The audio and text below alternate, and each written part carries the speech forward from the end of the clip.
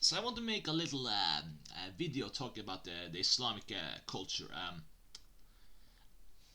It's sort of interesting on a fundamental level because I think mostly people may at least be a more critical approach, maybe opposing the Wahhabism, which is the people may say that it's a too strict version of it, and um, essentially it's basically sort of like a movement that started either in the 1700 or 1800 by a guy who wanted to kind of return to a strict version of the Islamic culture.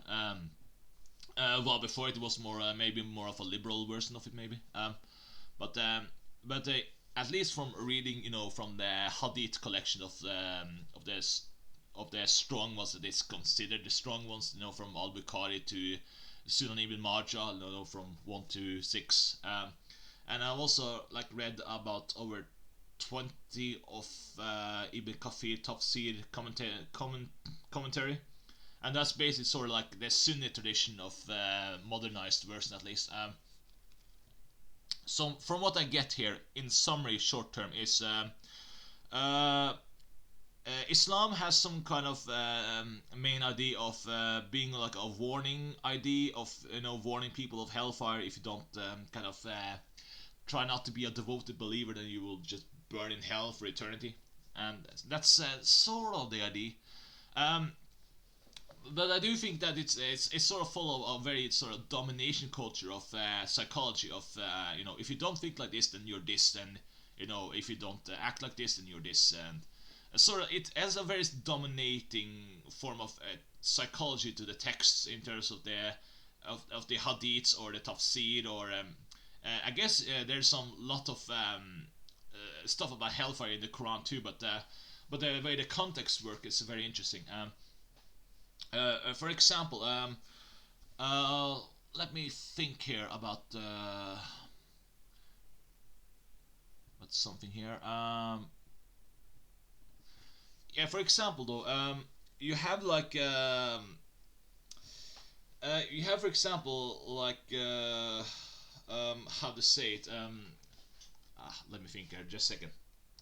Yeah, basically there's some lots of stuff about lots of focus on warning and submission is also a big part of it. But I do think the most focus is really the dominance part because. Let me take, for example, the death for apostasy in Islam, which is mainly controversial, really. I mean, I guess the most controversial is more the child marriage thing with the, but I guess people have more like an apologetic stance on that one. In terms of 9-year-olds and Aisha, that stuff. But in terms of what's considered a woman, but I've heard some disgusting apologetic argument for being pro that. But I'm not going to discuss that though.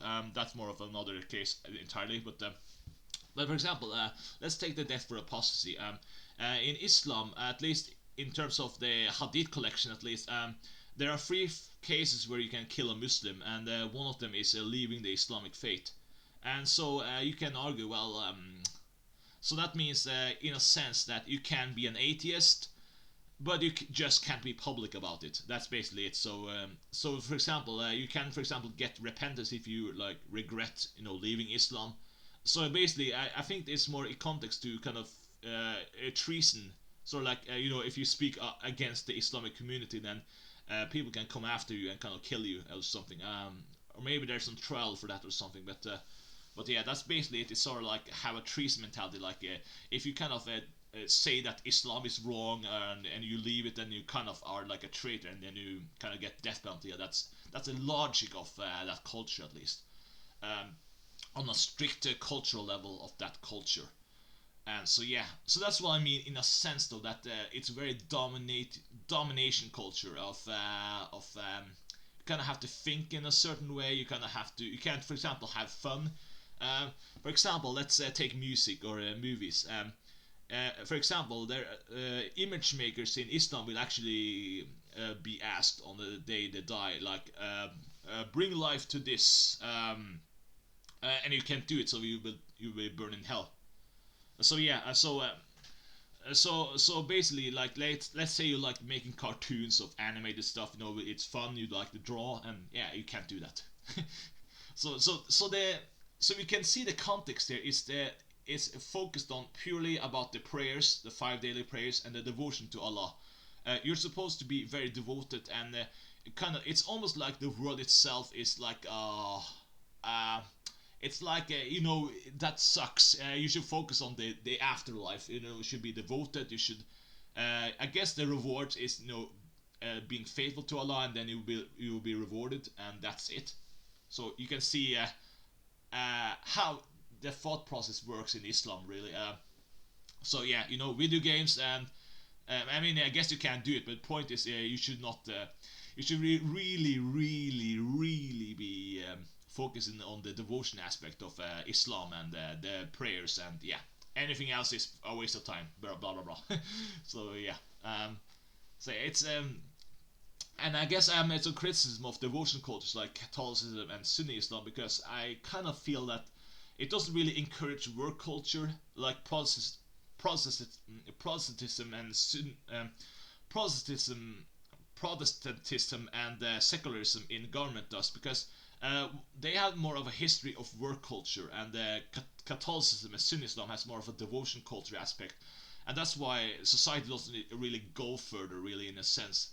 So this is more like a question what your priorities are. So I guess if you are really like have this intense fear that if you don't do this and you will burn in hell for all eternity, then that's one thing.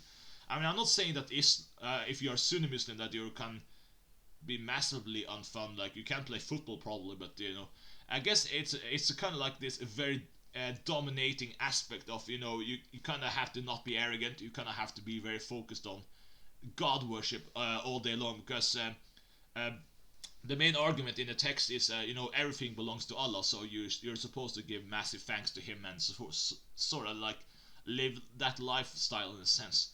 But yeah, from the summary I have read, really in terms of the massive repetitions of the text itself, because it does rely much on repetitions of what the consequences is if you don't try hard enough.